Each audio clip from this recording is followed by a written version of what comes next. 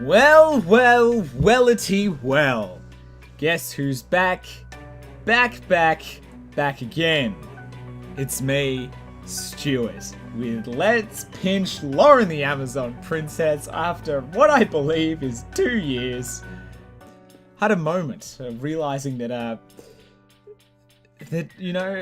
something felt incomplete in my life. And I was like, oh man, maybe it's my personal issues or just my goal in life in general. I'm like, no! It's my let's play of this obscure visual novel. So, let's get into it. Last time we left, we had our armies all mounted at the Citadel, ready to attack Everburn. I was doing some side quests, but they were taking a long time. Safe to say, everyone is my waifu and is super pregnant. Alright, let's go. I'm gonna skip that. Girl voice.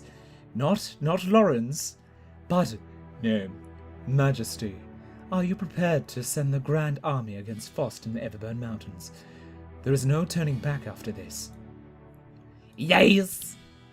Send for my battle armor. We are going to war. Reza smiled and pounded her chest. Yes, ma'am! Oh god, everyone's British. Loren turned to her mother, standing behind her. You will be queen when this is all over. That is strange to me. You didn't accept the Hawkblade either, but it needs you. This world needs you. And your people need you. Most of all, I need you to replace me. Loren frowned, but she bowed her head quietly.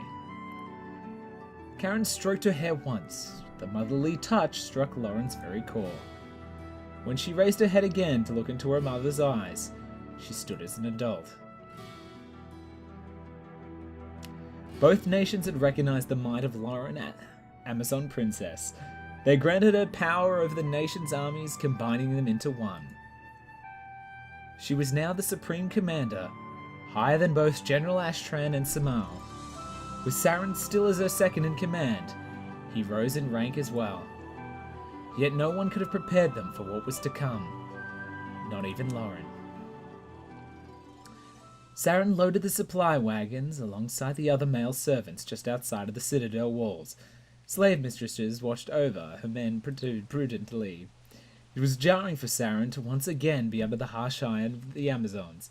It was not a pleasant feeling, and one he could live his whole life without again. Saren? Saren! He stopped loading the carts and turned to Loren frantically, searching the slaves for him. You called? She spotted him and looked relieved. She rushed over to him. I'm furious! I have repeatedly warned everyone to treat you a certain way, yet they continue to humiliate you! Ma'am?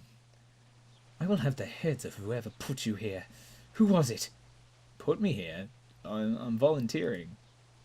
Loren froze and stared at him. I wanted to help out. He had not given me directions yet. You're doing slaves work because you want to? Loren looked over at the men who had stopped to gape at her. They immediately looked away. It's work that needs to be done, and I'm used to doing it. Loren looked up at each man, who averted their eyes and worked speechlessly. No one wore a smile, and many looked wary or in pain. She looked back on Saren. She realized now how difficult it was to find him among the other slaves. She'd expected to spot him quickly as the only vibrant, clean man, the only man worthy to be by her side. However, Saren was now laid in dirt, sweating from the hard labor, and his expression was blank. Loren had allowed herself to forget he was originally a slave. She allowed herself to care for one. Not just any slave, a man. Loren backed away from him. Saren's brow twitched, wondering what he had said to cause such a reaction. Loren? She turned and fled back into the fortress walls. Her mind was a flurry of scenes recalling every slave she had ever encountered. Her eyes now saw the servants at work, cleaning, bartering, groveling. She was back in her room, in the place before she had even realized she had left Saren. 2 men were waiting in the room. They fetched water to clean her feet. She almost abided them out of habit. Instead, she stepped back and finally looked upon them. The men did not look at her in return.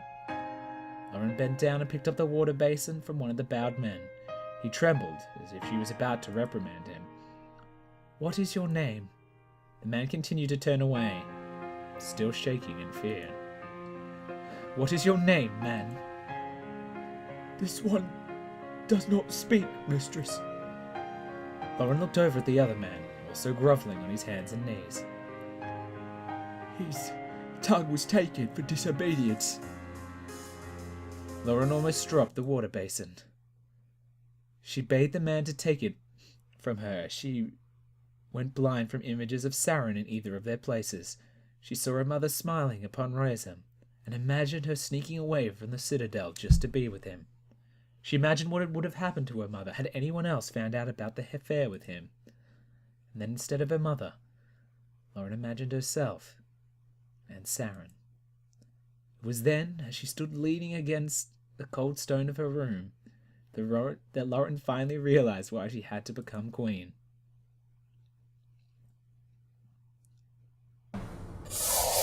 Chapter 4. March on Everburn. The Grand Army marched under Loren's orders across the plains of Averon towards the Everburn Mountains. The demons had already begun to wage chaos outside of their territory. Creatures of every level of depravity had amassed forces so thick they appeared as black clouds on the horizon.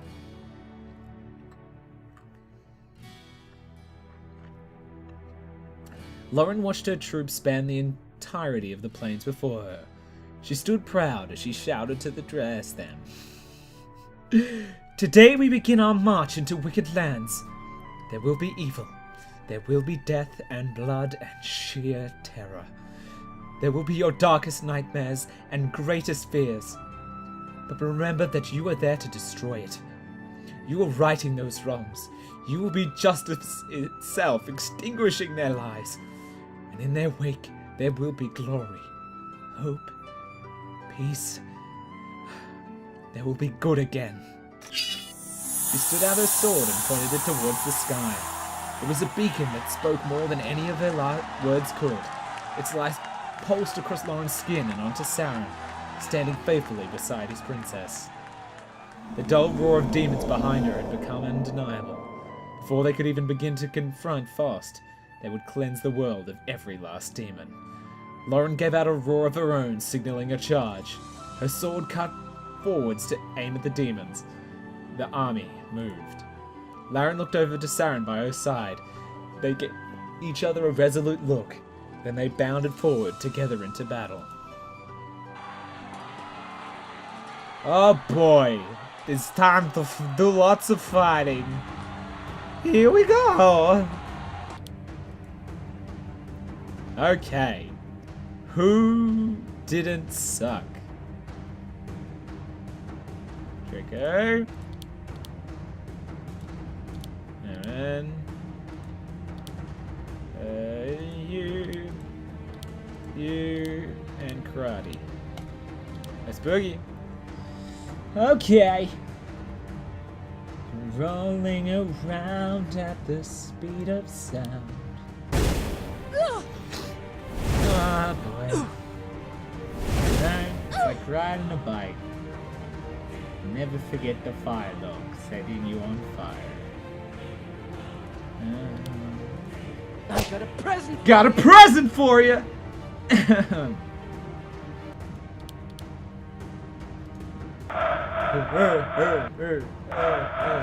Wow.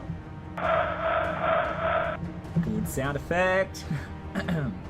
Or do you like me? The demon army had been ravaged, and the survivors began to flee. Hold! Hold! Hold! Loren withdrew the troops to regather for the next assault. Following the creatures blindly would have been a mistake. With the demons' ranks broken, the dwarven city of Hammerhands was now revealed in front of them. The city was likely overrun with demons. Saren found his way to Loren's side again, catching his breath. Mirth and a polymesho approached her as well. What now? The Dwarven City! We must reclaim it! Otherwise we will have no legs to stand on if we run into their territory. Who knows what they have in store of us in those mountains? Everything we don't want them to have. That much I know.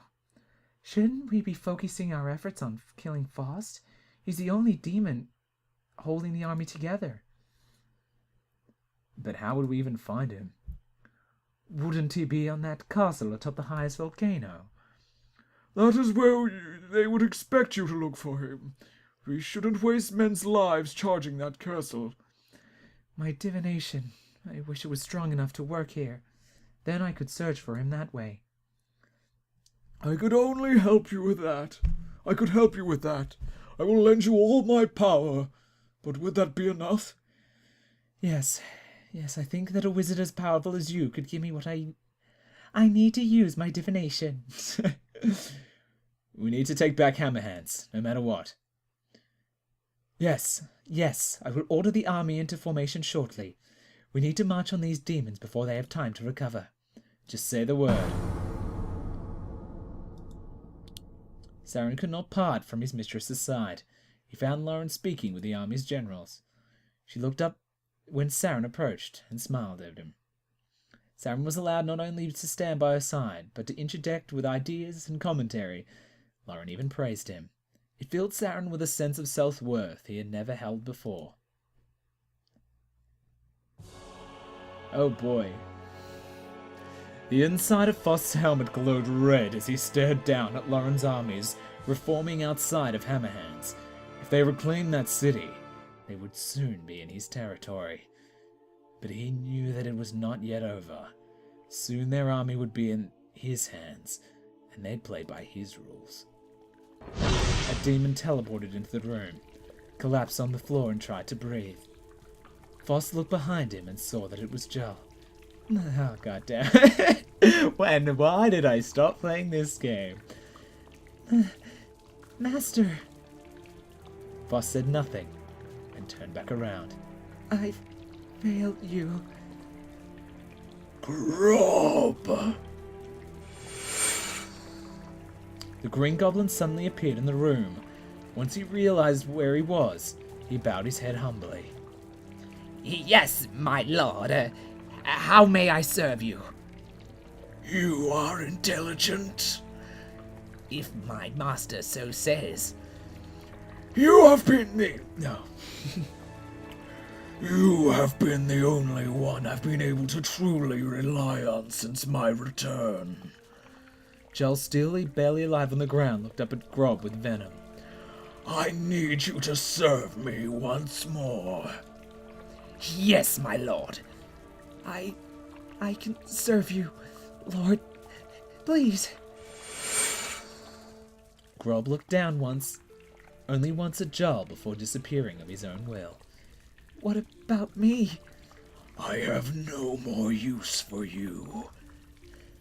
The succubus was left stranded on the cold floor as Faust left the room to retreat to his hidden lair. The army marched towards Hammerhands. The city was already in ruins, but the central keep was still standing. The entire city was being occupied by demonic forces. Loren was in the front lines, leading her troops right for the city gates, or at least that's what it was left of them. As they approached, magic bolts were shot at them by demonic creatures, but Averon had casted many bows and had many archers.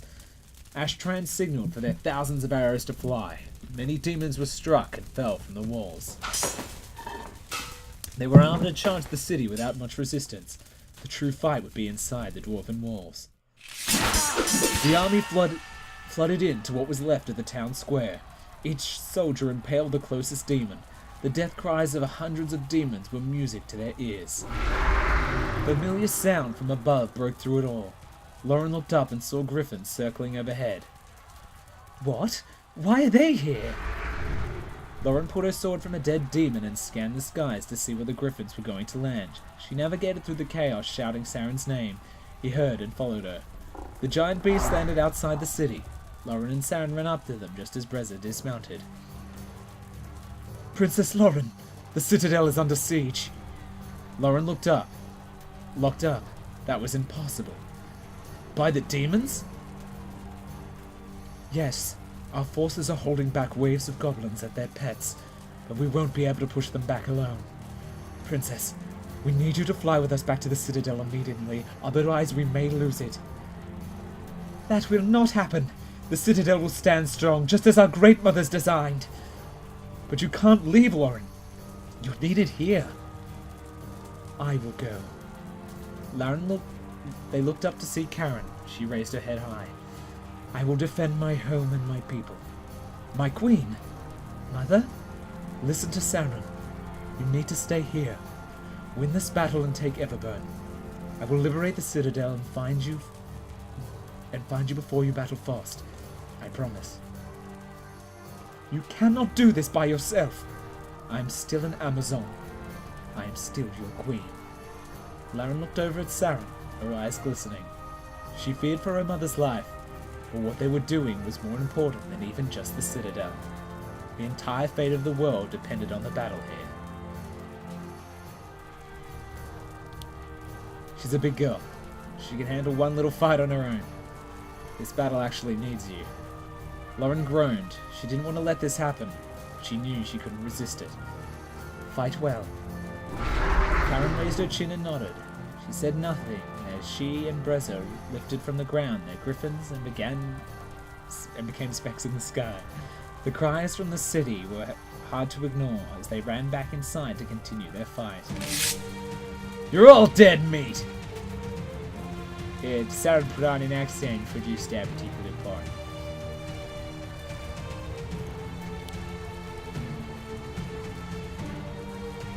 Oh boy, this fight again. Loren's army poured into every street of the city and fought back the demons with great force. The Dwarven Keep was in the middle of the city, and the most important building to hold. To the keep! Crush their filthy skulls! A monstrous screech fell from the skies above.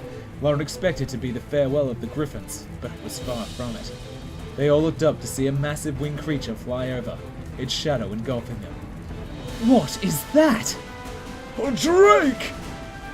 I've never seen one so big before. Wow. Don't be impressed, it's gonna eat us! The drake did not land, however. It kept circling above, sporadically darting down to attack the army. Fear of the giant creature was palpable. Ignore it for now. Our priority is the keep. They rushed forward towards the fray and had not too long ago when battling Khan. The sight they found was none too different. Just as before, swarms of demons were blocking the entrance and dangling out of the windows and parapets, slinging rocks, arrows, and once more offensive magic. They immediately dove into the foul ranks and started taking lives. Well, things are getting dicey. We can see the kind of action we've been missing. Well, it doesn't look like we've quite finished yet, so I'll see you all on the next Let's Pinch Loren the Amazon Princess. Ooh, it's good to be back, baby.